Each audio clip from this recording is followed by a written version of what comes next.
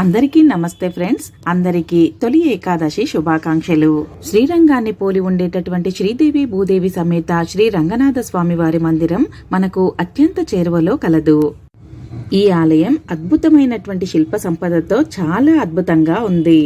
పూర్తి వివరాలని తెలుసుకుందాం. అతి పురాతన విష్ణు దేవాలయాల్లో మన హిందువులకు శ్రీరంగంలోని దేవాలయం విశేషంగా పూజలందుకుంటుంది. ఇది తమిళనాడు రాష్ట్రంలో కలదు. అయితే అచ్చంగా అటువంటి పోలికలతోనే పూర్తిగా అలాంటి మందిరమే మన తెలంగాణలో కూడా కలదు. ఈ ప్రాంతాన్ని ఉత్తర శ్రీరంగం అని కూడా పిలుస్తారు. ఎందుకంటే ఇక్కడి ఆలయం పూర్తిగా శ్రీరంగం ఆలయానికి సరిపోయే విధంగా నిర్మించబడినది. వివరాల్లోకి వెళితే వనపర్తి సామ్రాజ్యాన్ని పాలించిన శ్రీ కృష్ణదేవరాయల వారు ఒకసారి సైన్యంతో దక్షిణ భారతదేశంలో యాత్రలు చేస్తూ తమిళనాడులోని శ్రీరంగంలోని శ్రీ రంగనాథ స్వామి వారిని దర్శించారు. అక్కడి ఆలయ మహిమలు చూసి రాజావారు విస్తుపోయి తమ రాజ్యంలో కూడా అలాంటి దేవాలయాన్ని నిర్మించాలనే ఆలోచన చేస్తూ శ్రీ రంగనాథ స్వామి వారిని ఎంతగానో ఆరాధించేవారు. ఒకసారి రాజావారు తిరిగి వస్తూ మార్గ మధ్యలో అడవిలో విశ్రాంతి తీసుకుందామని కాస్త నిద్రలోకి జారుకోగా కలలో శ్రీ రంగనాథ స్వామి వారి దర్శనాన్ని పొందారు. స్వామివారు రాజావారికి ఈ విధంగా చెప్పారట: నేను ఇక్కడే కొల్లాపూర్ సమీపంలోని అడవిలో రత్న పుష్కరిణి చెరువు సమీపంలో ఉన్నాను. ఆ ప్రదేశాన్ని వెతికి నా ఆలయాన్ని నిర్మించు.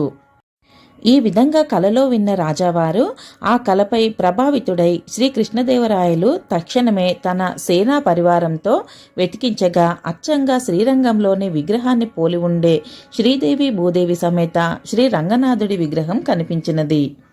విగ్రహం ఎక్కడైతే దొరికినదో అక్కడే శ్రీరంగాన్ని పోలి ఉండే మందిరాన్ని నిర్మించారు. రత్న పుష్కరిణి చెరువుని కూడా మరింతగా అభివృద్ధిపరిచి ప్రస్తుతం ఉన్నటువంటి రంగసముద్రంగా పిలువబడే చెరువుని మరింతగా పెద్దగా తవ్వించారు. నేటికి కొన్ని వందల ఎకరాలకు సాగునీటిని ఈ చెరువు ద్వారా చాలా గ్రామాలకు అందిస్తున్నారు. అంతేకాకుండా రాజావారు ఇక్కడ కృష్ణ విలాస్ అనే విశ్రాంతి మందిరాన్ని ఆలయ సమీపంలోనే నిర్మించుకొని సేదదీరేవారు. ఇక్కడి మందిరం నుండి వనపర్తిలోని రాజమహల్ వరకు అండర్ గ్రౌండ్లో కూడా రహస్య సొరంగ మార్గం ఉందని నేటికి చెప్తున్నారు. ఈ ప్రాంతాన్ని ఉత్తర శ్రీరంగం అని కూడా పిలుస్తారు. ఎందుకంటే ఇక్కడి ఆలయం శ్రీరంగం ఆలయానికి సరిపోయే విధంగా నిర్మించబడినది. ఆలయం నిర్మాణం విజయనగర శైలిలో ఉంటుంది. భారీ గోపురాలు, శిల్పాల కళాకృతులు, వాస్తు ప్రకారం నిర్మించిన మండపాలు ఉన్నాయి.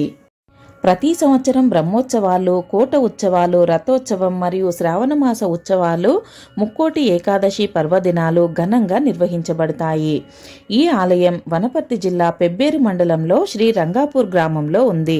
ప్రతి సంవత్సరం వేలాది భక్తులు స్వామివారిని దర్శించుకుంటారు. ఇక్కడి శ్రీ రంగనాథ స్వామిని దర్శించుకోవడం వలన ఆరోగ్యం, శ్రేయస్సు చేకూరుతాయని భక్తుల నమ్మకం. దాదాపుగా 400 సంవత్సరాల చరిత్రను ఈ ఆలయంలో మనం చూడవచ్చు. మందిర ప్రాంగణం చాలా విశాలంగా సుందరమైన శిల్పాలతో చాలా అద్భుతంగా ఉంటుంది.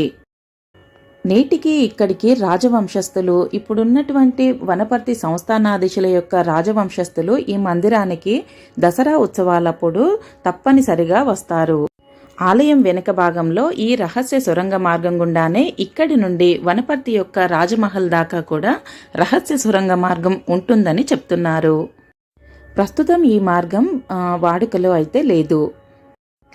రీసెంట్గా రాజావారి వారసురాలి యొక్క ఎంగేజ్మెంట్ నిశ్చితార్థపు వేడుకని ఈ మందిరంలోనే నిర్వహించారు. వివాహాన్ని మాత్రం వనపర్తిలో ఉండే రాజమహల్లో నిర్వహించారు.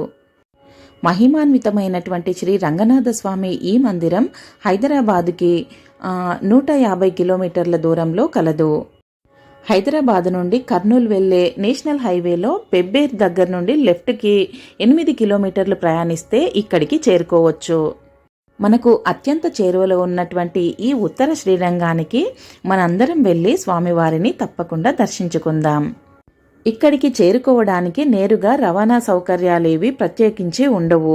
మనం రోడ్డు మార్గం గుండా వెళ్తే మాత్రం కర్నూలు హైవే ద్వారా ప్రయాణించాల్సి ఉంటుంది. రాజావారి వారసురాలైనటువంటి అదితిరావు యొక్క నిశ్చితార్థం వేడుక ఈ మండపంలోనే జరిగినది. అందరికీ తొలి ఏకాదశి శుభాకాంక్షలు. ఈ వీడియో నచ్చితే తప్పకుండా లైక్ చేయండి, సబ్స్క్రైబ్ చేయండి. Thanks for watching.